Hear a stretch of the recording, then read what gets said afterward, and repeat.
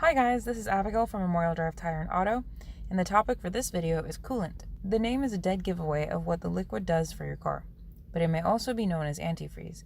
By having a mixture of water and coolant, it helps your radiator in cooling your engine while on the road. If the coolant inside of the radiator turns into gas or vapor, it would not be able to absorb heat appropriately from the engine. Depending on the type of material that your car parts are made of, this can result in some damage within the engine as well as an overheated car.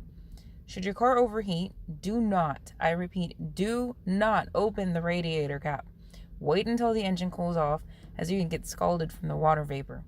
And that really hurts. Not that I know from experience. And while every car has a radiator that requires coolant, that's where the similarities stop. Because every car is manufactured differently with different parts, it only makes sense that each car brand should require a specific type of coolant. That is why there are different colors, prices, and brands.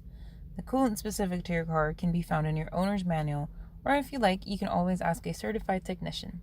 Thanks for watching this video about coolant. Have a great day.